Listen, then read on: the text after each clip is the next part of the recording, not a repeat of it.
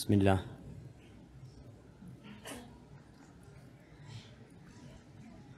Assalamualaikum warahmatullahi wabarakatuh.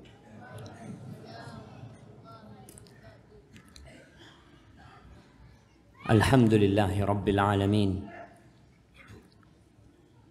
Wa bihi nasta'inu ala umurid dunya wad din.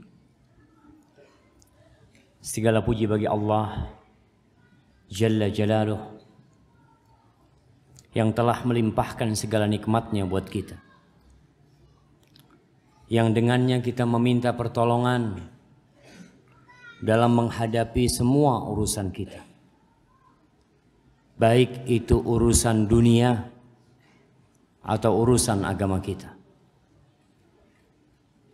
Ana yakin semua di antara kita memiliki masalah yang dihadapi di rumahnya, di tempat kerjanya, di kantornya, di jalan, bahkan masalah dalam peribadatan dia.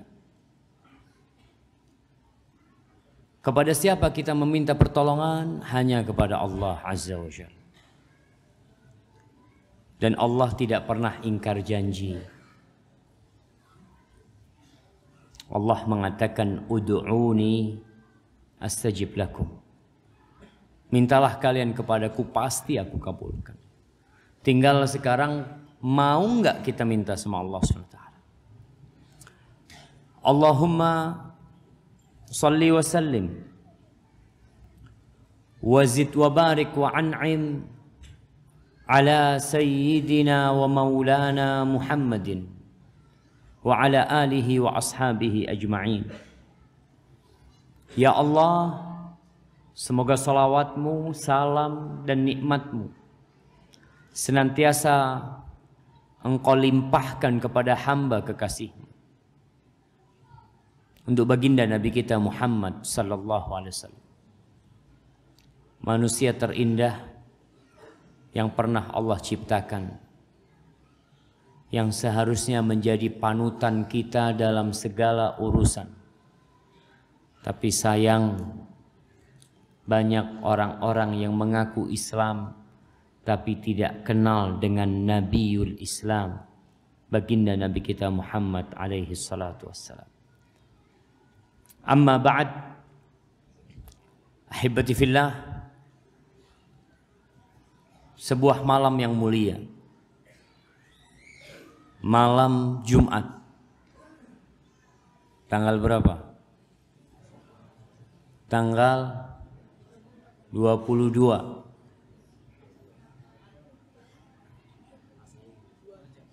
tanggal 22 Rajab 1440 Hijriah.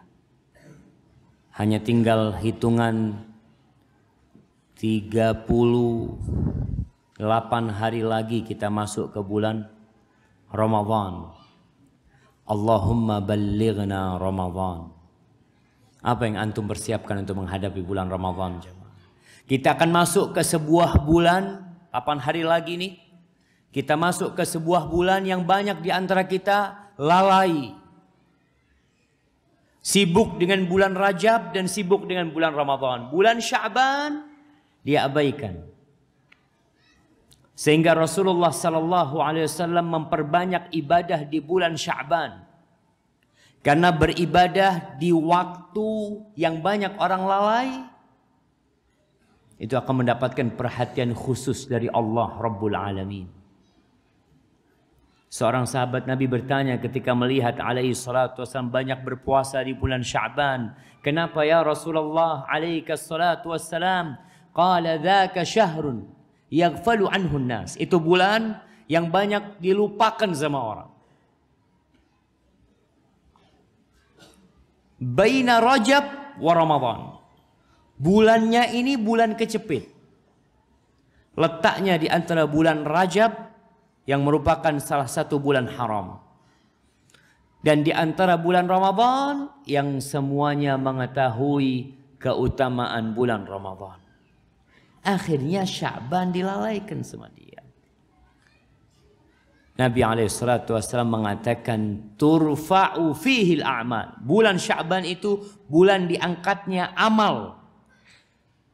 Fa uhibbu an yurfa'a amali wa ana sha'im. Aku ingin amalanku diangkat dalam kondisi aku berpuasa. Maka jangan lupa untuk mempersiapkan diri menghadapi bulan Sya'ban. Dan bulan depan juga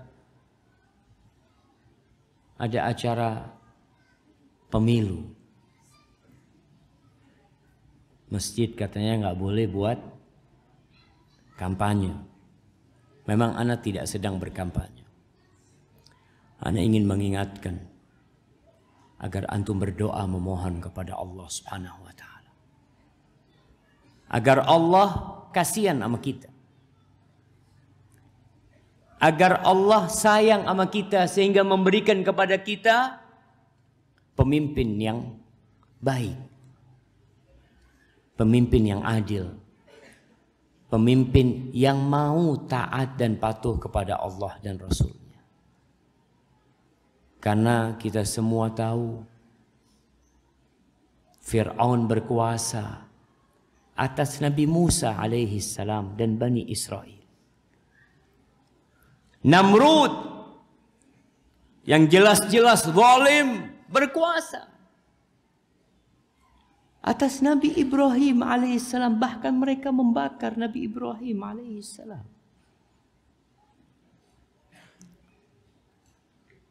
Kekuasaan itu milik Allah Jalla Jalaluh. Kekuasaan itu milik Malikul Mulk. Dan Allah mengatakan qulillahumma malikal mulk tu'til mulka man tasha wa tanzi'ul mulka mimman tasha wa tu'izzu man tasha wa tudhillu man tasha biyadikal khair innaka ala kulli syai'in qadir. Katakan Allahumma malikal mulk. Engkaulah yang memiliki segala kepemilikan. Engkaulah yang memiliki kekuasaan. Tu'til mulka man tasha. Engkau berikan kekuasaan itu, kerajaan itu kepada siapa yang engkau kehendaki. Bukan siapa yang Allah cintai, bukan. Ketika orang jadi penguasa bukan berarti dia dicintai Allah Subhanahu wa taala. La, Fir'aun jadi penguasa. Siapa yang Allah kehendaki Allah jadikan penguasa. Dan Allah cabut kekuasaan itu dari siapa yang Allah kehendaki. Bukan berarti orang itu tidak disukai sama Allah Subhanahu wa taala. Antum tahu Nabi Sulaiman pernah kehilangan kerajaannya. Siapa yang duduk di kursi Nabi Sulaiman? Syaitan. Pernah itu terjadi. Maka tugas kita adalah minta sama Allah Azza wa Jalla. Allah menghinakan siapa yang Allah kehendaki. Allah memuliakan siapa yang Allah kehendaki. Lalu dalam doa itu kita mengatakan biyadikal khair innaka ala kulli syai'in qadir. Di tanganmu segala kebaikan ya Allah. Semua kebaikan ada di tanganmu. Dan engkau maha kuasa atas segala sesuatu. Maka antum berdoalah. Minta sama Allah. Jangan pernah meremehkan doa. Masa cuma doa doang, antum doa dulu. Terus berdoa. Jangan pernah berhenti doa. Doa itu termasuk sebab dan usaha kita. Sambil kita memperbaiki diri agar Allah kesian sama kita. Hari ini kita akan berbincang tentang bagaimana mendapatkan kedamaian. Mendapatkan keamanan. Kita semua bermimpi untuk memiliki negeri yang aman dan damai. Kita semua berharap memiliki keluarga yang sakinah, mawaddah dan rahmah. Kita ingin kedamaian itu ada di dada kita. Yang tidak akan bisa dirampok oleh siapapun yang menginginkannya. Kalau rumah kita mungkin ditimpa musibah. HP yang kita bawa mungkin dicuri. Motor yang kita pakai mungkin kita keluar dari masjid dan motor kita tidak ada. Itu mungkin terjadi. Tapi bagaimana kedamaian di dada antum tetap dimanapun antum berada. Itu yang akan kita bicarakan. Karena semua berbicara kedamaian, keamanan. Semua ingin mendapatkan negeri yang aman dan damai. Tapi terkadang salah jalan. Sehingga kedamaian tidak pernah dia dapatkan. Ahibati fillah. Di antara makna Islam adalah as-silm. Kedamaian. Keamanan. Kesejahteraan. Tatkala kita mengatakan Assalamualaikum. Apa yang hendak kita sampaikan kepada dia? Semoga kesejahteraan bersama dirimu. Keselamatan bersama dirimu. Kedamaian, keamanan bersama dirimu. Allah mengatakan, Ya ayyuhalladzina amanu udkhulu fis silmi kafah. Masuklah ke dalam silm. Islam nih. Agama yang mengajarkan kedamaian. Yang sampai hari ini terus media hendak memojokkan Islam. Mereka berpikir kalau Islam datang, Islam berkuasa, akan terjadi sebuah kezaliman. Manusia tidak akan bisa mendapatkan haknya. Akan terjadi pembunuhan di mana-mana. Siapa yang bilang? Baca sejarah. Bagaimana negeri-negeri yang dimasukin Islam, mereka membuka kedua tangannya lebar-lebar. Mengatakan ahlan wa sahlan. Bagaimana orang-orang Yahudi di Palestina baru merasakan kedamaian ketika Umar bin Khattab radhiyallahu taala anhu menerima kunci Masjidil Aqsa. Selama di bawah kekuasaan Nasrani, nggak ada kedamaian buat orang-orang Yahudi. Mereka hidup dalam siksaan, penindasan dari pemerintah Nasrani pada waktu itu. Tapi Umar datang dari kota Madinah, masuk ke Masjidil Aqsa, diterima kunci itu, dan semua hidup damai. Gereja-gereja tidak dihancurkan. Sauma'ah, tempat peribadatan orang Yahudi, dibuka kembali. Ya, fadhal, orang Yahudi mau ibadah, ibadah itu tempat ibadah. Subhanallah. Nabi Ibrahim alaihissalam berdoa meminta kedamaian buat kota Mekah, meminta keamanan untuk Makkatul Mukarramah. Beliau letakkan putranya di situ bersama istrinya. Beliau mengatakan, wa idh qala Ibrahim Rabbi ij'al hadzal balada amina wajnubni wa bani an na'budal asnam. Ya Allah, ketika Ibrahim berkata, wahai Rabbku, wahai penguasaku, wahai pemilikku, wahai penciptaku, aku memohon kepadamu, jadikan negeri ini negeri yang aman, damai, sentosa. Cukup? Enggak. Dan aku memohon kepadamu agar engkau menjauhkan aku dan anak keturunanku dari menyembah berhala-berhala. Dan nikmat aman itu dirasakan oleh orang-orang Quraisy sampai datangnya Rasulullah SAW. Dari masa Nabi Ibrahim, Nabi Ismail, terus sampai diutusnya Nabi Muhammad SAW. Sebelum diutusnya Nabi Muhammad SAW, ketika datang pasukan gajah hendak menghancurkan Baitullah, antum ingat cerita Abdul Muttalib ketika dia datang menjumpai Abraha karena ada 200 ekor onta dia yang dirampas oleh Abraha. Ketika masuk hendak menjumpai Abraha, Abraha itu melihat ada wibawa Abdul Muttalib. Sampai dikatakan dia menyambutnya dengan sambutan yang hangat. Nampak orang yang berwibawa. Ketika disuruh duduk, ditanya apa keinginanmu? Kata dia, aku mau ambil 200 ekor ontaku yang engkau rampas. Abraham mengatakan, tadi waktu aku awal melihatmu, aku itu kagum dengan wibawamu. Tapi tatkala engkau datang berbicara tentang onta, sedangkan aku datang hendak menghancurkan tempat ibadahmu, aku jadi kurang hormat kepadamu. Apa kata Abdul Muttalib? Ana rabbul ibil walil baiti rabbun yahmi. Aku ini cuma pemilik onta. Adapun rumah itu, Baitullah itu, ada yang memilikinya. Dia yang akan jagain itu rumah.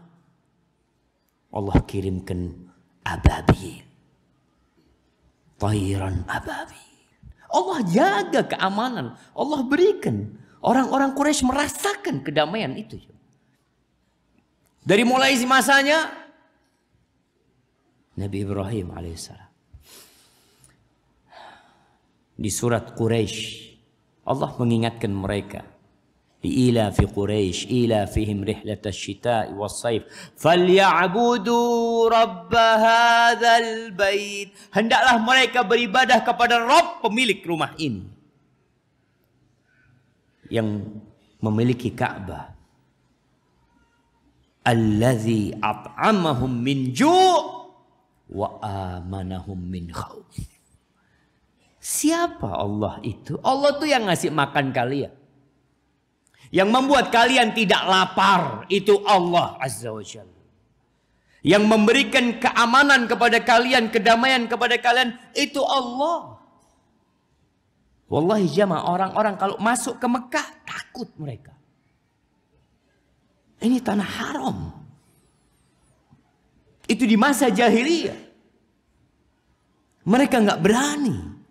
Allah benar-benar jadikan negeri Mekah itu negeri yang aman. Dan Allah bersumpah mengatakan, wahadal baladil amin.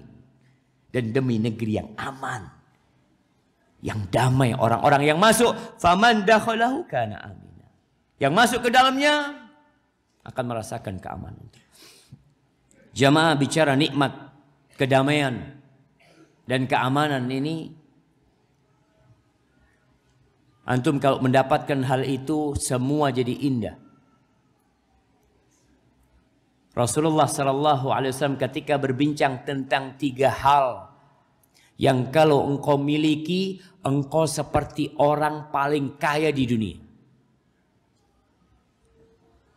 Afwan, bukan orang kaya di dunia, tapi seakan-akan semua nikmat dunia ini milikmu. Apa kata Nabi SAW? Man kana aminan fi sirbihi.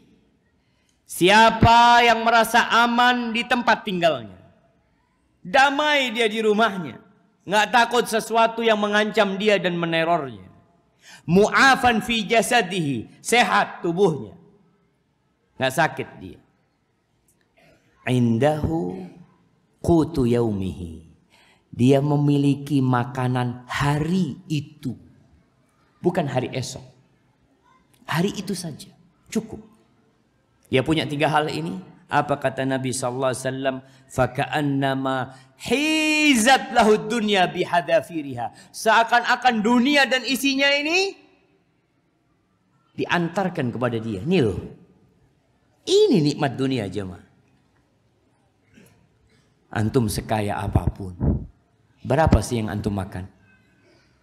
Antum kalau bisa, atau antum memiliki cadangan duit untuk makan selama 10 tahun. Hari itu antum makan berapa? Ya untuk hari itu, hanya sepiring. Jangan dikarenakan anak Ustaz, alhamdulillah duitnya sekarang ini 700 miliar Ustaz. Tapi makannya antum berapa piring sekarang? Ya tetap loh Ustaz. Apakah ketika duitnya 7 miliar makannya 7 piring? Enggak ada. Tetap yang kau makan itu. Maka kata Nabi SAW, awal syarat mendapatkan dunia dan isinya aman. Kedamaian yang engkau dapatkan di dirimu. Ahibati fillah, apa syarat mendapatkan kedamaian? Ana sampaikan hal ini bukan hanya untuk kita yang hadir di tempat ini, tapi untuk semua umat Islam. Baik dia rakyat jelata, atau pejabat negara, atau dia pemimpin dan penguasa negara. Semua berpikir untuk menjadikan negeri ini negeri yang damai, yang aman, yang tidak kacau. Kita tahu 17 April nanti, bulan depan, ada rasa takut dalam hati sebagian orang tentang apa yang bakal terjadi nantinya. Bahkan beberapa kepolisian, Polres di beberapa tempat, bahkan Polda itu minta ana untuk ngisi kajian sebelum pemilu. Ana ngomong, kenapa sebelum pemilu? Ana nggak punya waktu sebelum pemilu. Kalau habis pemilu ada waktu ana. Enggak usah. Untuk memberikan kesejukan agar orang damai dan aman. Jelas semua menginginkan hal itu. Dan ana pun dari mimbar ini berharap apapun hasilnya, ana berharap Allah tetap memberikan keamanan buat kita, kedamaian buat negeri kita. Kalau kiranya antum gak dapat pemimpin yang sesuai dengan keinginan antum nantinya, mungkin antum belum baik, belum pantas mendapatkan pemimpin yang baik. Bisa jadi itu hukuman buat kita, agar kita sadar akan dosa-dosa yang kita lakukan. Tapi syarat pertama mendapatkan keamanan, iman. Aman itu dari iman. Kalau ingin mendapatkan negeri yang aman, perbaiki iman. Rukun iman tegakkan. Beriman dengan Allah. Amanar rasulu bima unzila ilaihi min rabbih wal mu'minun kullun amana billahi wa malaikatihi wa kutubihi wa rusulih la nufarriqu baina ahadin min rusulih. Kembali kita belajar tentang iman. Galakan masjid-masjid untuk belajar keimanan. Karena Anda melihat ada usaha untuk membuat negeri ini damai dan aman, tapi tidak dari jalan keimanan. Seharusnya ada amaran resmi dari penguasa. Setiap masjid sekarang yang muslim belajar rukun iman. Itu jamaah. Perbaiki tauhid kita. Karena yang memberikan keamanan itu Allah. Apa yang kita baca selesai sholat? Allahumma antas salam wa minkas salam. Dari Allah semuanya. Allah yang memberikan keselamatan. Allah yang memberikan kedamaian. Biyadihil khair. Semua kebaikan di tangan Allah Jalla Jalaluh. Kemudian kita nggak mau ikut aturan Allah. Engkau ingin aman, beriman sama aku. Tinggalkan kesyirikan. Karena kita melihat orang kepingin aman, kepingin damai kampungnya, negerinya, dia bikin sesajen. Dia sembelih kerbau. Dia bikin ritual. Dia berangkat ke sebuah tempat yang dianggap keramat. Lalu dia letakkan sesajen di situ. Engkau minta sama siapa? Minta sama selain Allah. Nabi Ibrahim alaihissalam bagaimana dia menghadapi kaumnya. Kaumnya itu selalu menteror Nabi Ibrahim. Menakut-nakuti Nabi Ibrahim.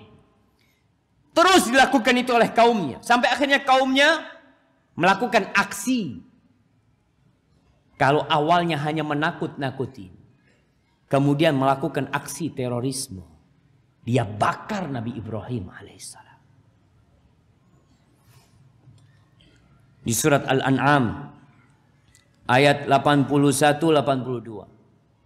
Allah mengatakan, ini kisah Nabi Ibrahim. Wa kaifa akhafu ma asyraktum wa la takhafuna annakum asyraktum billah. Gimana aku akan takut dengan sekutu-sekutu yang kalian bikin buat Allah SWT? Gimana engkau bikin aku takut dengan berhala-berhala itu? Dengan benda-benda yang kalian sembah? Dan kalian sendiri nggak takut kalau kalian telah melakukan kesyirikan.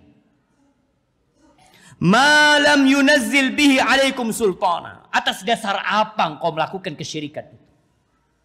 Apa yang mendorongmu menyekutukan Allah dengan selain Allah Azza wa Jal? Apa sebenarnya? Fa ayyul fariqain ahaqqu bil amni in kuntum ta'lamun. Nabi bertanya, siapa yang seharusnya merasa aman, merasa damai itu? Yang pantas mendapatkan kedamaian itu siapa? Engkau apa aku? Kalian melakukan kesyirikan, kalian menakut-nakutin aku. Lalu Allah mengatakan, alladzina amanu wa lam yalbisu imanahum bidzulm.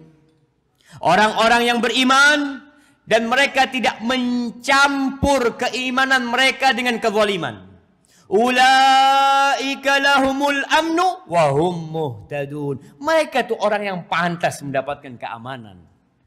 Dan mereka orang-orang yang mendapatkan petunjuk. Mencampur keimanan dengan kezaliman. Gimana Ustaz? Ketika ayat ini turun, subhanallah, para sahabat Nabi merasa berat.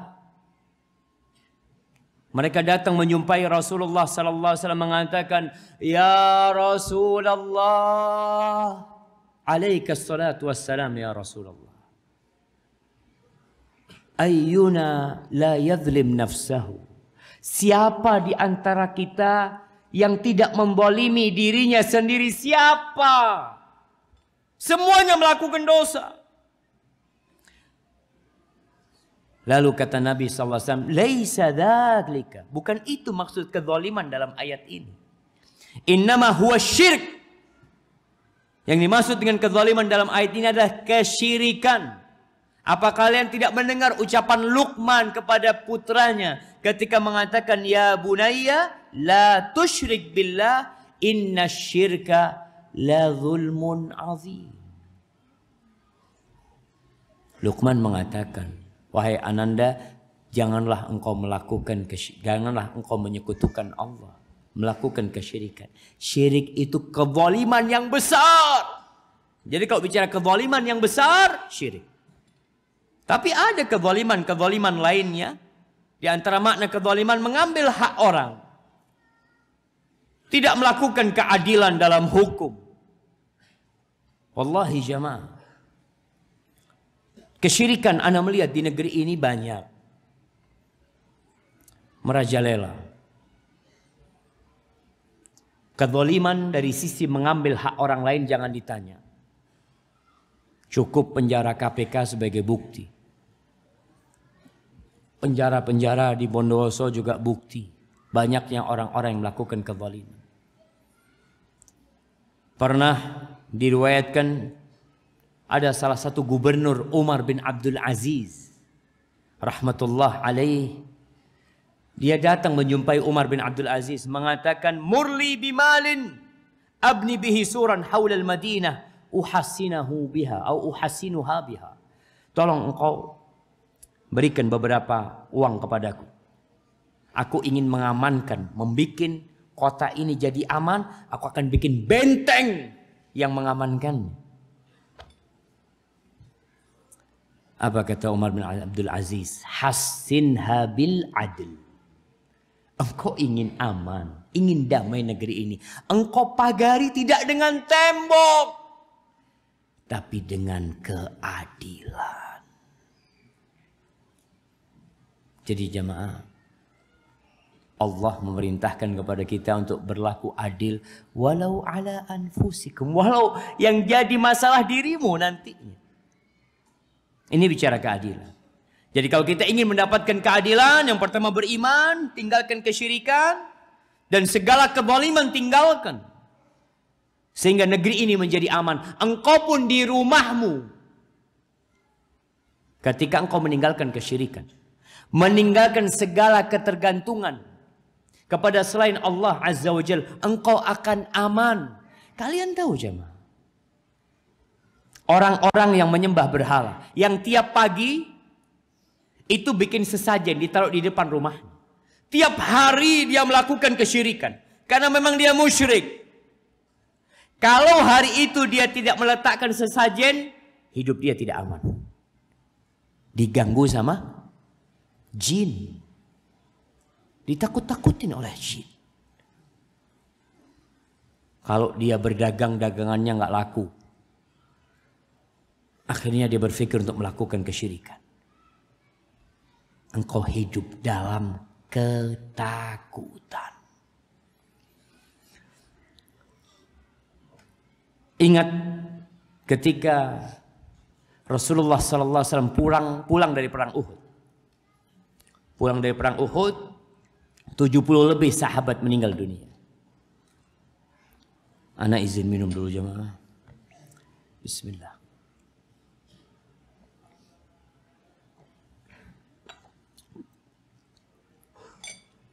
Alhamdulillah. Pulang dari Uhud dalam kondisi terluka, banyak sahabat yang terluka, sebagian meninggal dunia, mereka sibuk menguburkan. Tahu-tahu ada informasi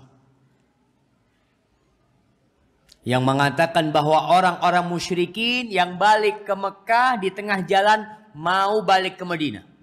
Mereka sadar kalau mereka belum menghabisi kota Madinah. Alladzina qala lahumun nas innan nasa qad jama'u lakum fakhshawhum. Kalian takutlah, ini orang-orang lagi datang mau nyerang kalian. Habis nanti kota Madinah, diteror tuh. Apakah teror itu berpengaruh kepada para sahabat Nabi? Berpengaruh enggak jamaah? Ada pengaruhnya. Apa pengaruhnya? Fazadahum imana. Itu para sahabat tambah beriman jemaah. Artinya teror itu tidak membuat mereka takut. Mereka tambah beriman kepada Allah Azza wa Jal. Kami punya Allah yang bisa menyelesaikan segala-galanya. Faqalu hasbunallah wa ni'mal wakil. Mereka lalu mengatakan cukup Allah. Buat kita tuh cukup Allah. Mau cari siapa engkau? Mau minta pertolongan kepada siapa? Mau minta bantuan kepada siapa? Hasbunallah wa ni'mal wakil. Selesai urusannya jemaah. Ketika ada iman, engkau tidak akan bingung besok makan apa. Engkau merasa aman. Antum bisa lihat, semakin tinggi tingkat keimanan, semakin berani bersedekah. Bagaimana Abu Bakar Siddiq radhiyallahu taala anhu, imannya Abu Bakar beda dengan imannya Umar bin Khattab radhiyallahu anhu. Ketika pada suatu hari Umar bin Khattab lagi punya uang banyak, dalam hati kecil dia berpikir, hari ini aku akan kalahkan Abu Bakar dalam urusan sedekah. Karena nggak pernah menang sama Abu Bakar. Hari ini, jadi kalau mau berlomba jangan lomba lari antum, lomba sedekah. Bikin lomba sedekah. Temannya berapa sedekah? 1 juta, ana 10 juta. Bulan berapa 10 juta? Ana 12 juta. Wa fi dzalika falyatanafasil mutanafisun. Itu tempat berlomba dan bersaing. Subhanallah. Umar datang bawa fulusnya kepada Nabi SAW. Lalu Nabi bertanya kepada Umar bin Khattab radhiyallahu anhu, "Madza tarakta li ahlika?" Apa yang engkau tinggalkan buat keluargamu? Mislahu ya Rasulullah. Sama dengan ini. Artinya separuhnya yang dia bawa. Duduklah Umar menunggu kedatangan Abu Bakar Siddiq radhiyallahu ta'ala. Berapa yang dibawa Abu Bakar? Datang Abu Bakar. Dibawa tuh fulusnya. Diserahkan. Lalu Nabi bertanya kepada Abu Bakar, "Madza tarakta li ahlika?" Apa yang engkau tinggalkan buat keluargamu? Lebih baik dari itu. Apa yang kau tinggalkan buat keluargamu, wahai Abu Bakar? Allah wa Rasulah. Aku tinggalkan buat keluargaku Allah dan Rasul. Selesai ya sudah. Kata Umar, nggak bisa, nak. Sampai sini anak nggak bisa. Imannya nggak nyampe, jamaah. Abu Bakar imannya kalau ditimbang oleh seluruh umat, imannya Abu Bakar ditaruh di satu daun timbangan, imannya umat ditaruh timbangan, imannya Abu Bakar lebih berat.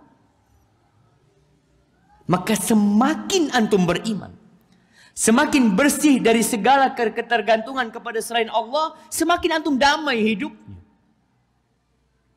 Pernahkah Rasul SAW bingung dengan apa yang dia makan? Datang ke rumahnya, tanya sama istrinya, ada yang bisa dimakan? Nggak ada, kecuali air. Kalau gitu aku puasa hari ini. Santai. Antum kalau ngomong gitu sama istrinya, mari Pak Tepak. Apa kita makan apa ini? Istri-istri Nabi nggak ada yang bingung. Suaminya mengatakan hari ini puasa, mereka berpuasa. Iman bikin negeri ini beriman, akan damai, nggak akan bingung. Harga BBM naik, nggak akan bingung. Harga tempe naik, harga beras naik. Kalau tidak ada beras di Indonesia, mereka akan tetap mengatakan Alhamdulillahi Rabbil Alamin. Karena mereka punya iman. Dunia dan isinya ini apa sih yang kau bingungkan? Rebutan kekuasaan, rebutan jabatan, apa yang kau cari? Rebutan surga, rebutan derajat yang tinggi, itu iman. Sampai kadang-kadang anak berpikir dalam hati kecil, urusan pemilihan umum ini jamaah. Kenapa kok gantian aja jadi pemimpin? Udahlah yang sudah jadi pemimpin kemarin ngalah, sudah antum sekarang fadhol gitu kan, gantian. Selesai urusannya. Tapi enggak. Karena mereka punya ambisi masing-masing. Mana imannya? Rusak agama seseorang ketika dia punya ambisi, harta dan jabatan. Di surat An-Nur ayat 55. Allah berjanji. Buat siapa? Buat kita. Antum dengarkan janji Allah ini. Allah mengatakan wa'adallahu alladhina amanu minkum wa 'amilus shalihat la yastakhlifannahum fil ard kama istakhlafa alladhina min qablihim. Allah berjanji kepada siapa? Janji Allah untuk orang-orang yang beriman di antara kalian, beriman di antara kalian, wa 'amilus shalihat, dan dia beramal soleh. Allah mau kasih apa? Allah akan jadikan mereka khalifah-khalifah di muka bumi ini. Kama istakhlafa alladhina min qablihim. Sebagaimana umat sebelum mereka, Allah jadikan khalifah-khalifah. Antum tahu bagaimana Bani Israel menjadi pengganti, khalifah itu pengganti. Bagaimana Bani Israel menjadi pengganti kaumnya Fir'aun dan Fir'aun. Fir'aun bersama kaumnya habis semuanya, tenggelam di lautan. Siapa yang menggantikan? Siapa yang menikmatin itu semua? Bani Israel. Itu janji Allah. Dan itu sudah terbukti. Ini janji Allah. Kemudian Allah mengatakan, وَلَا يُمَكِّنَنَّ لَهُمْ دِينَهُمُ الَّذِي ارْتَضَى لَهُمْ. Allah akan menegakkan, mengkokohkan agama mereka yang Allah ridho buat mereka. Islam ini kan Allah tegakkan jamaah. Allah yang akan menegakkan dan mengkokohkannya. Kalau ada orang yang benci sama Islam, yang menjelek-menjelekkan Islam, akan datang satu hari semua hormat kepada Islam. Akan datang. Ini janji Allah Jalla Jalaluhu. Wala yubaddilannahum min ba'di khaufihim amna. Allah akan ganti rasa takut mereka, yang mereka selalu takut bagaimana nantinya, apa yang akan terjadi nantinya. Allah akan ganti rasa takut itu dengan rasa damai, rasa aman buat mereka. Syaratnya apa? Ya'budunani la yusyrikuna bi syai'a. Satu syaratnya. Kalian beribadah kepadaku dan jangan melakukan kesyirikan sedikit pun. Wa man kafara ba'da dzalika faulaika humul fasiqun. Yang kufur setelah itu, mereka orang-orang fasik yang keluar dari jalur dan rel. Udah azan jamaah? Belum? Berapa menit lagi? Baik. Yang kedua, syarat untuk mendapatkan kedamaian dan keamanan. Buat antum di rumah antum. Kalau kita nggak mau bicara negeri, kita bicara personal. Ana Ustaz, ana nggak pantas bicara kedamaian untuk negeri ini. Tapi paling tidak, ana bisa menyumbang kedamaian buat negeri ini. Syaratnya, tinggalkan kemaksiatan. Tinggalkan kemaksiatan.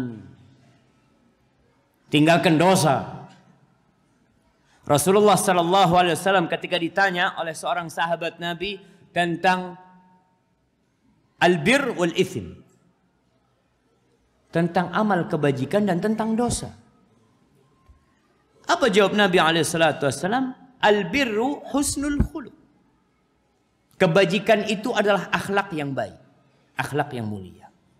Adapun dosa, mahaka fi nafsika wa karihta ayyattali alaihin nas.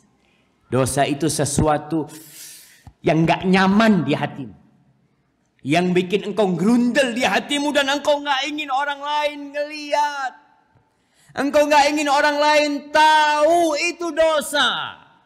Makanya orang yang melakukan dosa hilang keamanan di dirinya. Dia mendatangkan rasa takut di diri dia sendiri.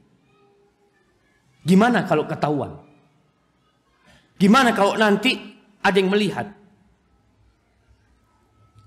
Dan antum melihat kalau bicara politik kita, orang-orang yang tangkap sama KPK, habis.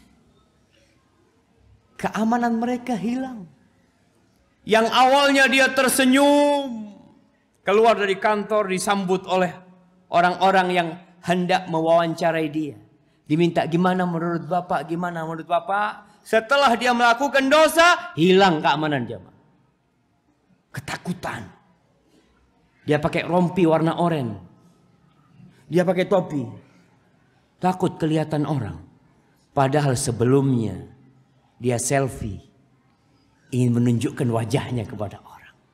Gara-gara maksiat, hilang keamanan dari diri. Kalaupun nggak ketangkep sama KPK, kalau ada orang berbuat dosa, maling jamaah, antum pikir maling itu hidupnya tenang, damai dia. Makanya antum melihat orang melakukan dosa selalu di tempat yang sepi. Warung mesti remang-remang. Pojokan. Karena dia untuk mengimbangi rasa takut di hati dia, kedamaian yang hilang di hatinya, dia harap ada suasana yang agak damai. Tapi nggak bisa, hatimu tetap tidak akan pernah damai. Seorang suami yang melakukan dosa di luar rumahnya, na'udzubillah, berzina. Istrinya nggak tahu, anaknya nggak tahu. Dia masuk ke rumahnya, kedamaian itu sudah hilang dari hati dia. Dia buka pintu rumahnya, ada sesuatu di hatinya yang dia takut ketahuan. Dia memperhatikan istrinya, memperhatikan anaknya. Gimana kalau tahu pezina itu datang ke rumahnya nanti? Assalamualaikum. Na'udzubillah. Maka tinggalkan dosa. Di antara dampak buruk dosa, kata Ibnu Qayyim, itu tadi rasa kengerian, al-wahsyah. Antara engkau sama Allah, engkau jadi nggak enak, berdoa nggak ada rasanya, sholat nggak ada rasanya, Rasanya cuma capek, rasanya cuma imamnya kok nggak ruku-ruku. Makcik abid lah imamnya. Nah, rasa itu hilang gara-gara dosa. Tapi coba antum tinggalkan dosa. Wallah antum masuk ke masjid, imamnya sudah takbir, ya Allah kok telat anak hari ini ya Allah. Sedih antum. Tapi kalau antum banyak berbuat dosa, telat datang ke masjid, antum seneng. Alhamdulillah nggak panjang-panjang sholatnya. Langsung dapat rakaat terakhir. Jadi nggak ikut bacaan imam dia aja. Apalagi kalau dapat tahiyat dia, tambah zen dia ngomong. Alhamdulillah. Ana tinggal baca qul huwallahu ahad.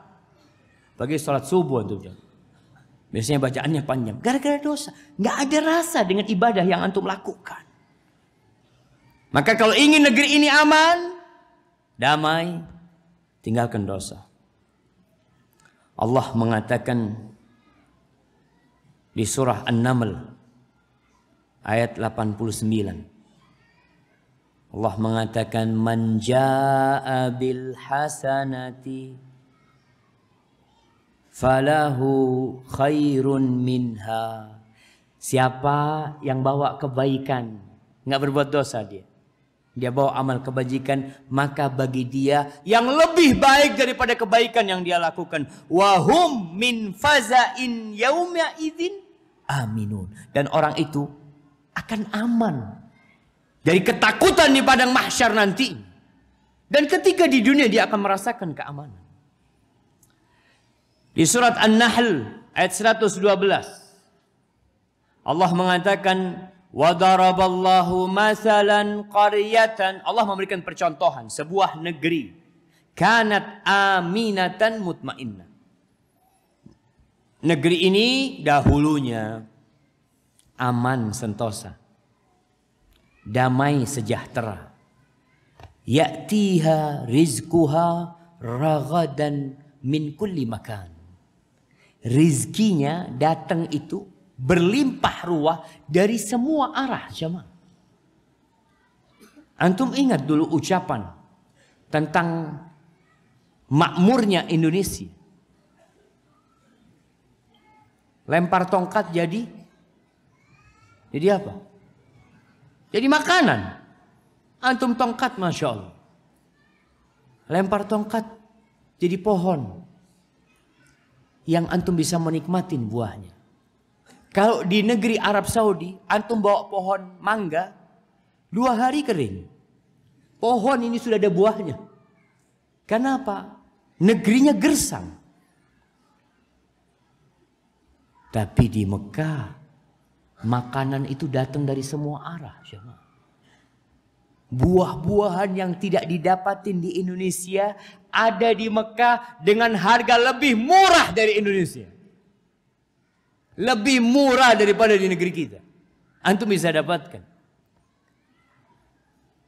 Allah bikin permisalan sebuah negeri yang aman sentosa, rizkinya datang dari semua arah. Fakafarat bi an'umillah. Lalu mereka kufur dengan nikmat Allah. Kufur dengan nikmat Allah dengan berbuat dosa. Antum berbuat dosa dengan tangan pemberian siapa? Allah Azza wa Jalla. Antum berbuat dosa, berangkat, naik mobil, naik motor, pemberian siapa? Allah semuanya. Dikasih nikmat aman, damai, rizkinya cukup, bahkan berlimpah ruah, tidak bersyukur. Kufur dengan nikmat yang Allah berikan. Fa'adzaqaha Allah libasal ju'i wal khauf bima kanu yasna'un. Allah bikin mereka merasakan pakaian, libas. Allah gunakan kalimat libasal ju' wal khauf, pakaian ketakutan dan pakaian kelaparan. Ju' itu kelaparan, khauf itu ketakutan. Antum masuk rumah takut, keluar rumah takut karena antum pakai baju itu, jemaah.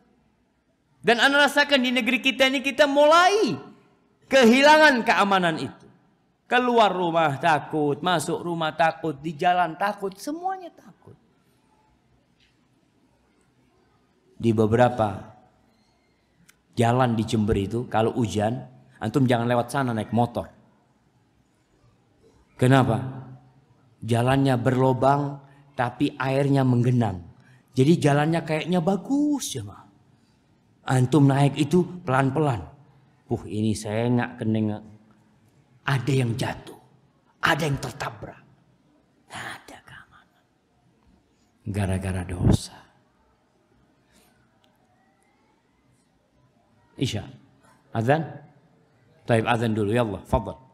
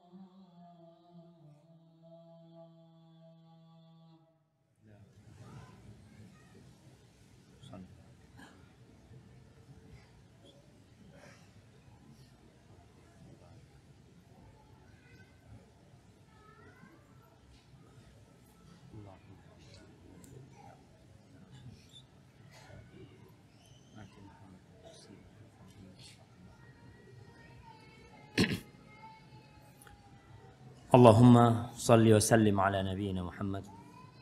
Baik. Yang ketiga, yang terakhir jemaah. Bukan yang terakhir sebenarnya. Hari ini kita bicara 3.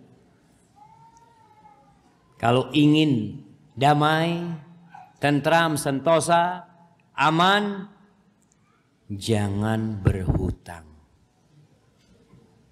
Cek ngotang. Kalau udah ngerti bahasa Indonesia, jangan berhutang.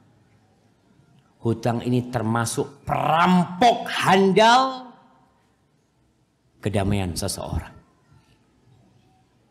Dan itu disampaikan oleh Nabi Muhammad SAW. Dalam hadis riwayat Ahmad dari Uqbah bin Amir radhiyallahu anhu, dia mendengar Rasulullah SAW bersabda, "La tukhifu anfusakum ba'da amniha." Kalian jangan membuat diri kalian ketakutan. Kalian jangan meneror diri kalian setelah dia aman. Allah kasih keamanan sama dia. Kalian jangan menakut-nakuti diri kalian sendiri. Qalu, mereka bertanya, "Wa madzaka ya Rasulullah?" Apa itu maksudnya? Gimana kita meneror diri kita sendiri? Membuat takut diri kita sendiri setelah Allah berikan keamanan. Qala sallallahu alaihi wasallam, ad-dain, utang. Bicara skala nasional, negeri kita banyak utang. Bicara skala rakyat, rakyat banyak berhutang.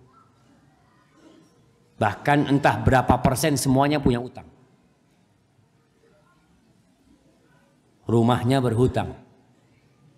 Rumah ngutang. Utang setahun alhamdulillah 15 tahun. Bagaimana dia 15 tahun tak nyaman ngakan. Hilang itu namanya keamanan, hilang. Ini kata Nabi SAW. Jangan kalian sendiri sebabnya. Membuat diri kalian ketakutan. Dan yang namanya hutang. Hammun bil lail. Wa dhullun bin nahar. Malam hari kepikiran nanti. Masuk rumah mikir. Lakun berema ya. Motornya hutang. HP-nya hutang. Rumahnya hutang. Sekolah anaknya utang. Allahu Akbar.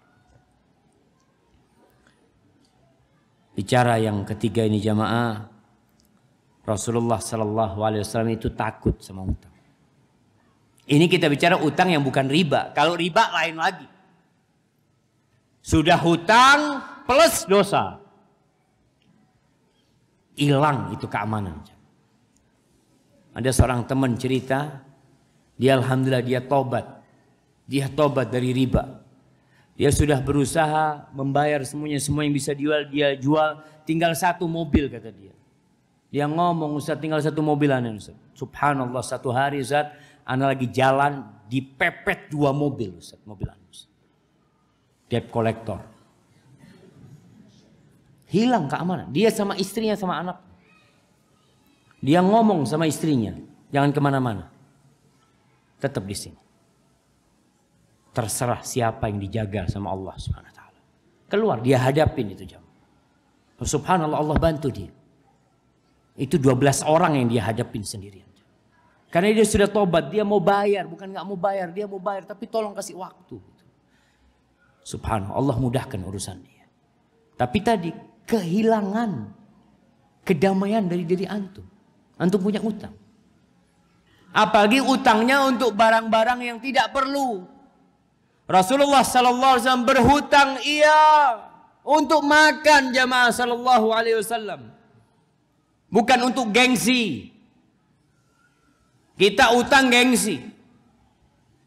Motor bisa beli 3 juta, dapat motor 3 juta. 2 juta dapat Ustaz. Dapat jamaah. Mana yang jualan motor? Dapat 2 juta motor. Dapat, alhamdulillah. Antum terhormat. Terhormat. Aman hidupnya. Pagi keluar rumahnya nggak pernah mikir ini bermama aja. Nggak ada. Karena sudah lunas. Sebagian orang itu mobil, Masya Allah. Lunas dia alhamdulillah. Dia jual lagi, dia utang lagi. Yang baru. Kenapa? Sudah 3 tahun Ustaz. Anak mau yang baru. Punya utang 40 juta. Tidak bisa bayar, dia cari utangan, utang lagi 60 juta. Bayar 40 juta. Punya utang berapa sekarang? 60. Yang 20 dia pakai. Nggak bisa bayar, cari utang lagi 100 juta dia ambil. Bayar 60 juta. 40 dia pegang. Hari itu dia bahagia ya. Makan enak itu oleh 2 hari pelenggan. Nah, dan banyak jamaah. Ana dulu berpikir orang-orang kaya raya yang punya proyek di mana-mana, hidupnya aman, ana pikir. Damai hidupnya. Ternyata kalau antum dengarkan di tembok rumah mereka, antum akan mendengarkan keluhan-keluhan mereka di malam hari. Mikirin hutang. Ingin usahanya semakin besar, utang. Rasulullah SAW berlindung. Allahumma inni a'udzubika minal ma'sam wal maghrib. Ya Allah, aku berlindung kepadamu dari dosa dan dari hutang. Antum malah berhutang hanya untuk gengsi. Maka hati-hati urusan hutang. Hadza wallahu a'lam bissawab. Itu yang bisa saya sampaikan pada kesempatan kali ini. Kita masuk ke sesi tanya jawab. Bismillah.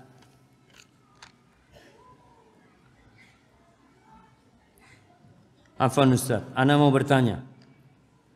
Ana sudah melamar akhwat. Ini dalam rangka mencari kedamaian. Dan alhamdulillah orang tuanya sudah menerima dan merestuinya. Tapi 3 hari setelah itu ada ikhwan lain yang datang ke rumah akhwat itu juga untuk melamar.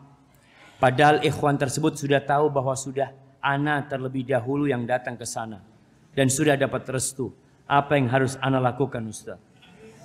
Dan hukumnya bagaimana? Ini mulai kehilangan kedamaian. Nah, yang pertama kita tahu al-Islam man salimal muslimun, al-muslim man salimal muslimun min lisanihi wa yadihi. Yang disebut orang muslim itu yang orang lain selamat dari gangguan dia. Orang lain itu merasa aman dari dia, dari lisannya, dari tangannya. Nggak boleh sebenarnya melamar perempuan yang sudah dilamar. Nggak boleh. Ini termasuk bentuk kezaliman. Dan mungkin pelamar kedua berharap dia akan mendapatkan kedamaian. Lah, kalau antum mulai pernikahan dengan kezaliman, antum akan kehilangan kedamaian.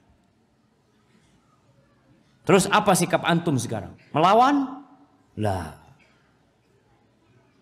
Antum tunggu. Antum kan sudah istikharah. Kalau perempuan ini baik buat ana, mudah-mudahan dia jadi jodoh ana. Kalau ternyata dia tolak antum, dia menikah dengan laki-laki itu, alhamdulillah. Masih banyak perempuan. Walaupun antum harus nangis ya. Aduh, nah, perlu dikuatkan hati antum jemaah. Artinya orang kalau sudah senang, kadang-kadang memang susah, nggak apa-apa. Artinya antum sudah istikharah jemaah.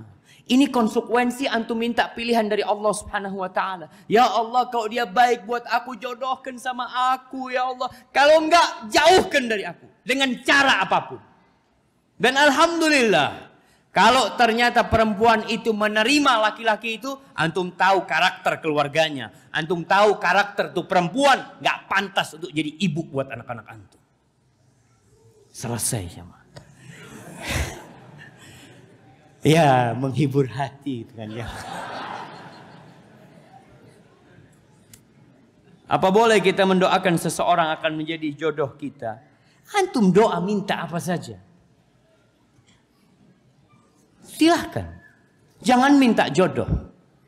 Cuma antum harus tahu kriteria pasangan hidupnya. Sebelum antum minta dia jadi jodoh antum. Takut Allah berikan dia jadi jodoh antum, ternyata antum susah hidup sama dia. Karena antum hanya melihat kecantikan dia. Sehingga antum berdoa, ya Allah mudah-mudahan dia jadi jodohku. Berapa banyak orang yang menikah dengan perempuan-perempuan cantik, hidupnya bak neraka. Karena dia harus berutang, beli bedaknya utang. Makanya kalau antum ingin berdoa minta sama Allah, antum lihat ya Allah, makanya minta. Kalau antum kan nggak tahu sama dia baik atau tidak. Kalau penampilan oke. Naam, Masya Allah penampilannya, solihah. Tapi di balik jilbabnya, di balik kerudungnya, di balik senyumnya, wallahu a'lam antum nggak tahu. Mungkin dia matre. Nggak tahu antum. Maka antum mohon sama Allah, ya Allah kalau dia baik buat aku jadikan jodohku ya Allah. Tapi kalau sudah jatuh cinta sulit jemaah. Doanya itu mau minta, ya Allah kalau dia baik, enggak ya Allah jadikan dia jodohku ya Allah. Itu doanya. Antum minta yang terbaik.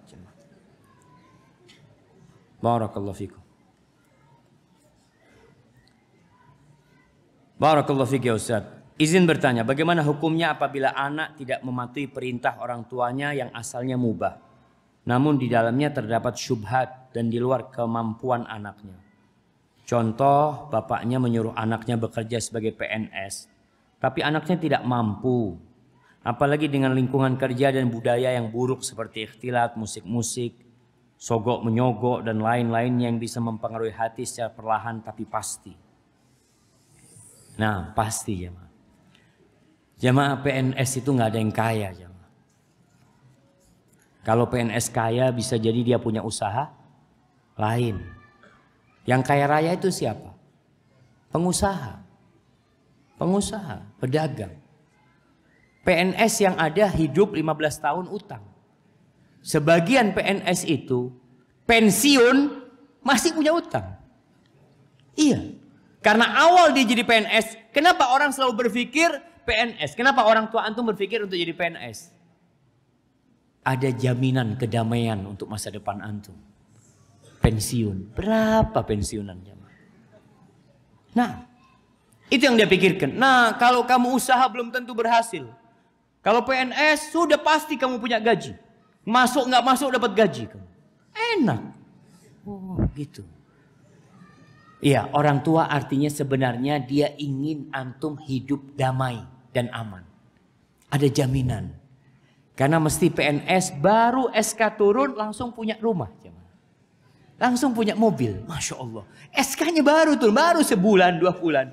Ini gajinya berapa sudah punya mobil? Enggak, utang Ustaz. Kenapa utang? Iya, dalam rangka menghilangkan kedamaian. Ana sudah lama hidup damai Ustaz. Dia sudah ingin hidup susah jemaah. Nah, tidak punya utang aman dia jemaah. Tapi dia mau utang. Maka tadi antum perlu berikan pemahaman kepada orang tua. Ayah, sampaikan, aku tahu ayah ingin kebaikan aku. Insya Allah ayah, aku akan usaha. Aku akan berusaha untuk membahagiakan ayah dan ibu. Jangan takut ayah. Allah itu bersama orang-orang yang bertakwa. Doakan hamba.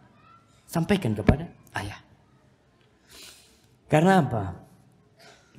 Kecintaan orang tua itu terlalu besar sama anaknya sehingga lupa dengan urusan agama anak. Sebagian anak itu resign dari bank riba, orang tuanya bingung. Keluarganya bingung, kamu itu ikut aliran apa nak? Betul ya. Mereka kebingungan. Karena mereka berpikir sudah enak, sudah aman, sudah nyaman. Keluar, ini kan gak waras. Mana akal sehat? Mereka mungkin berpikir seperti itu. Karena mereka gak paham. Maka antum punya tugas memahamkan orang tua. Antum hanya sampaikan, ayah, insya Allah doakan aku tidak mengecewakan ayah. Ayah ingin hidup aku makmur, tentram. Gak jadi PNS. Ayah lihat, orang kaya-kaya di Bondowoso, mana yang jadi PNS? Nggak ada yang jadi PNS. Kalaupun PNS, ya dia punya usaha lain. Tapi kalau dari gaji PNS, dia jadi orang kaya raya susah. Jemaah. Karena apa? Sudah ditaker. Kecuali dia buka kerannya orang lain. Nah, itu fulusnya tambah banyak itu. Karena korupsi, ya antum bisa lihat lah. Makanya jangan berlomba-lomba jadi pejabat. Sekarang kita lihat nih yang jadi caleg ini. Di Bondowoso berapa yang daftar jadi caleg? Siapa yang tahu? Nah, ada 500? Ada. Di satu daerah 700, 570 yang ikut. Yang diterima berapa? 50. Sisanya siap-siap. Siap-siap rumah sakit jiwa, ruqyah, apa. Sudah siap-siap dia. Karena pasti yang diterima cuma 50. Antum itu udah yakin keluar nantinya. Seperti main judi akhirnya mereka. Maka jangan. Antum berusaha untuk menjadi pengusaha. Nasihat ana untuk menjadi pengusaha. Insya Allah semoga diberkahi oleh Allah Subhanahu Wa Taala.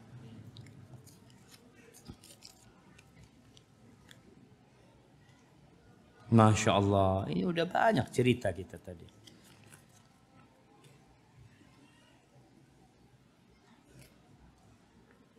Nah, Assalamualaikum warahmatullahi wabarakatuh. Ustadz mau tanya, apakah hewan yang ada di lautan halal semua Ustadz?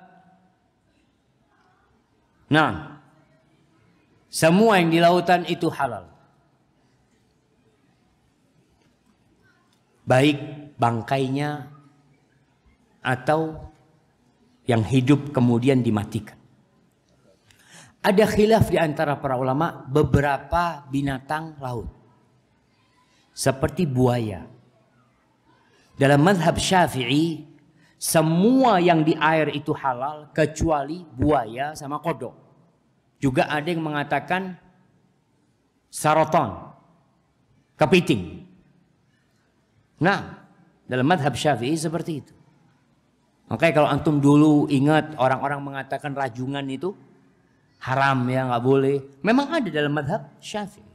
Tapi pendapat yang lebih kuat adalah semua yang di lautan itu halal sampai yang buas. Seperti buayanya. Buaya itu binatang air apa binatang amfibi? Binatang air. Dia cuma keluar ke daratan sebentar, bertelur, ngejar mangsa terus masuk ke air lagi. Dia nggak bisa hidup di daratan. Yang haram buaya darat. Nggak boleh. Buaya darat haram. Itu sepakat para ulama untuk yang itu jamaah.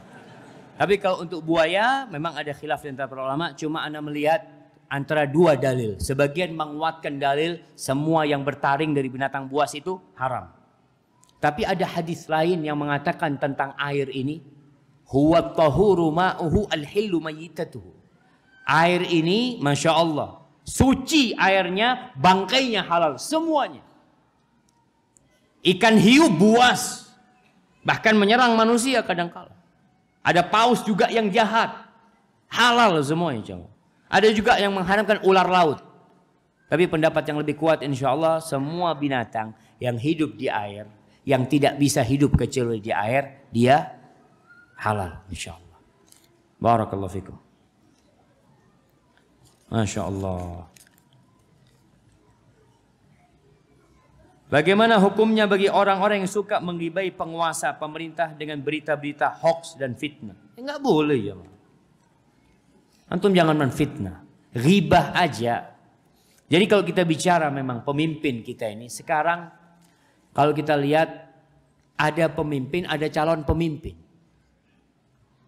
Ketika bicara calon pemimpin yang rakyat disuruh milih. Maka harus ada informasi yang cukup buat rakyat. Tentang siapa yang dia pilih. Informasi harus cukup. Yang mungkin informasi itu menceritakan kejelekan pemimpin. Atau calon afwan. Bukan pemimpin, calon. Dia masih calon. Karena sistemnya kita di Indonesia demokrasi. Dan kita tahu bukan dari Islam. Hanya saja apa yang harus dilakukan sekarang. Dengan sistem yang ada, ya sudah pilih. Kalau harus memilih, pilih. Pilih yang terbaik. Anak kurang informasi, Ustaz. Anak kepingin tahu gimana fulan. Cari tahu tentang fulan. Kalau antum nggak tahu, anak nggak tahu zat fulan sama fulan, ya nggak usah milih. Ada apa antum milih kucing dalam karung? Antum tahu sama fulan? Nggak tahu. Fulan nggak tahu, ya sudah ahsan antum makan di rumah. Kalau antum tidak tahu, karena urusannya milih. Memilih itu kan orang yang pantas dipilih, mana? Kalau antum nggak tahu, nggak usah milih. Tapi kalau antum tahu ada yang pantas dipilih, ada seorang yang ngasih tahu, fulan kayaknya baik. Antum pilih dia. Terus kalau bicara tadi, menceritakan kejelekan-kejelekan pemimpin, menyebarkan hoax, nggak boleh jamaah. Ma yalfidhu min qaulin illa ladaihi raqibun atid. Tidak ada satupun yang keluar dari lisan antum, melainkan ada malaikat yang mencatat. Ada dicatat. Dan kebanyakan orang masuk neraka itu gara-gara lisannya. Assalamualaikum warahmatullahi wabarakatuh.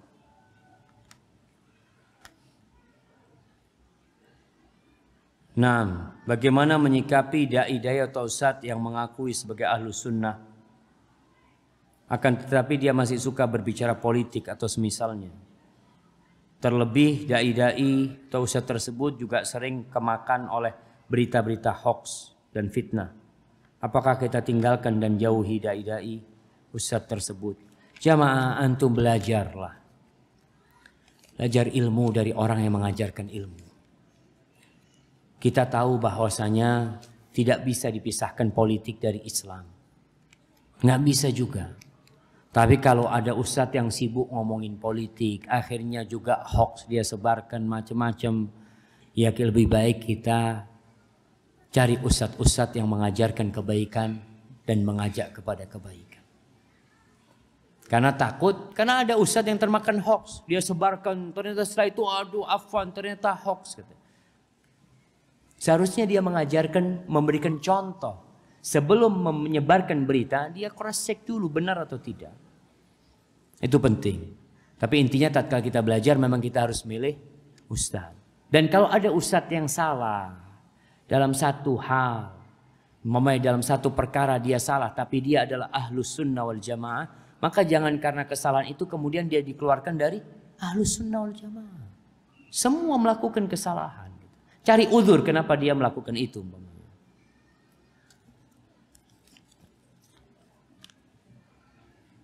Masya Allah.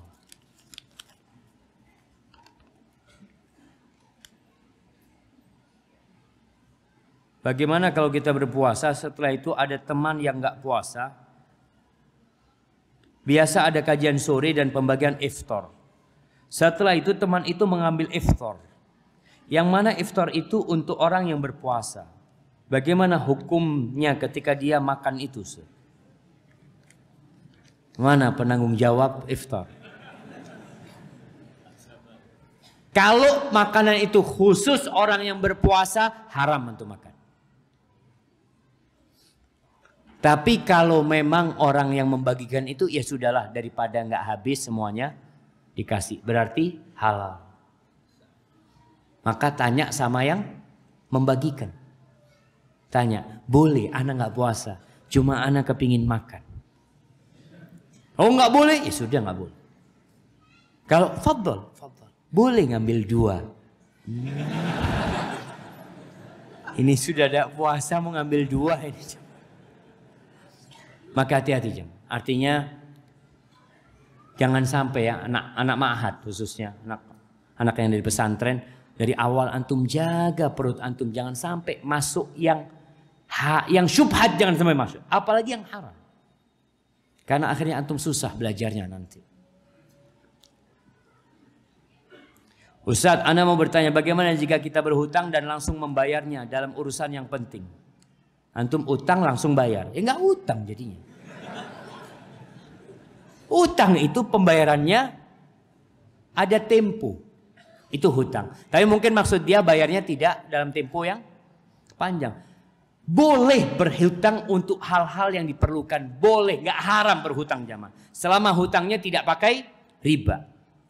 Tapi hindari berhutang. Kalau antum bisa tidak berhutang, jangan berhutang. Namun kalau terpaksa berhutang, silahkan. Dengan catatan antum niat membayarnya. Dan ketika antum punya rezeki segera dilunasin. Yang punya utang 15 tahun, mau antum punya rizki, setelah 5 tahun lunasi sudah. Selesai, antum hidup damai. Maka berhutang itu diperbolehkan. Hanya sebagian ulama tadi memberikan arahan, kalau nggak perlu jangan berhutang. Bahkan sebagian memakruhkan, karena hutang itu membawa kepada dosa. Engkau bisa berdusta, bisa ingkar janji. Saat ana mau bertanya, bagaimana mencari jodoh yang baik? Atau wanita yang baik, yang agamanya baik. Antum jangan melihat kepada penampilannya saja. Penampilan penting, tapi tidak terlalu penting. Pernah kita bahas bahwa kecantikan wanita itu setelah engkau mengatakan qabiltu nikaha wa tazwijaha bil mahril madhkur, kecantikan itu jadi biasa buat engkau. Dulu kenapa dia cantik? Karena engkau jarang melihatnya. Setelah benar ternyata biasa-biasa saja. Lebih cantik istri tetangga. Na'udzubillah. Sawa cuma. Itu setan. Makanya antum agamanya yang baik, akhlaknya mulia. Bagaimana caranya? Nggak perlu antum ngobrol sama tuh perempuan, nggak perlu. Karena sebagian orang mengatakan, Ustaz bagaimana akan mengenal itu perempuan kalau anda tidak pernah PDKT sama dia? Nggak perlu. Antum kirim orang untuk mencari tahu tentang dia. Bayar orang. Syuf 500.000. Anda butuh informasi lengkap tentang fulana. Boleh. Cari. Dapat informasi fulana ini seperti ini, seperti ini. Aduh nggak cocok. Tinggalkan. Nanti 500.000. Fulan. Ada fulana. Fadhal. Ente cari tahu tentang fulana. Nggak apa-apa jemaah. Kirim perempuan untuk cari tahu tentang dia. Dari teman-temannya. Nah, pertanyaan terakhir. Ustaz, saya mau tanya bagaimana cara mengembalikan kedamaian di keluarga. Subhanallah jemaah. Sebagian orang itu kedamaian telah hilang di keluarganya. Apa penyebabnya? Dosa. Tadi kita bicara iman. Kita bicara kemaksiatan. Kita bicara utang. Kadangkala itu penyebab hilangnya kedamaian. Ketika engkau merasakan kedamaian di dalam rumah tanggamu mulai hilang, langkah pertama istighfar dan tobat. Istighfar, tobat. Ada yang kau lakukan. Mungkin istrimu yang melakukan. Ajak istrimu untuk bertobat. Engkau katakan, adik kayaknya kita mulai berbenah diri. Ya sudah. Banyakin sholat malam. Banyakin baca Al-Quranul Karim. Banyakin zikir. Ala bizikrillahi tatmainnul qulub. Antum bisa lihat. Ketika pagi hari suami pegang buku zikir pagi dan sore. Istri pegang buku zikir pagi dan sore. Damai rumah itu. Suami sebelum pulang ngomong sama istrinya. Dek, jangan lupa sholat duhanya ya. Allahu Akbar. Kedamaian itu sedikit demi sedikit akan balik. Semakin engkau dekat sama Allah, semakin kedamaian itu turun. Tapi kalau ternyata hilang Ustaz nggak bisa, oh memang mungkin kau harus berpisah dengan istrimu. Ganti istri. Boleh jangan. Allah mengatakan wa in aradtumustibdala zaujin makana zauj. Kalau kalian ingin mengganti istri, diganti istrinya dengan istri yang lain, boleh. Ketika antum melihat kayaknya nggak mungkin dilanjutkan. Istri nggak mau diajak bertobat. Istri nggak mau diajak mendekatkan diri kepada Allah. Itu kalau dari pihak istri. Sama kalau dari pihak suami. Ustaz, suami selingkuh, na'udzubillah. Suami berzina. Akhirnya membawa kekacauan dalam rumah tangga. Anda berusaha memperbaiki dan tidak mau diperbaiki, gugat cerai. Istri nggak sholat, kita tahu. Meninggalkan sholat ini jamaah lebih parah daripada berzina dosa. Punya istri nggak sholat, jangan lama-lama nanti. Perbaiki suaminya, perbaiki istrinya, atau perbaiki suaminya kalau tidak sholat. Perbaiki pelan-pelan. Semoga kedamaian itu datang kembali dan berdoa memohon kepada Allah agar Allah memberikan kedamaian. Hada wallahu a'lam bishawab. Itu yang bisa Anda sampaikan pada kesempatan kali ini. Apabila benar itu dari Allah Azza wa Jal, kalau ada yang salah dan kurang berkenan dari diri anak pribadi, Allah dan Rasulnya terbebaskan dari kesalahan itu. Subhanakallahumma bihamdika asyhadu an la ilaha illa anta astaghfiruka wa atubu ilaik. Assalamualaikum warahmatullahi wabarakatuh.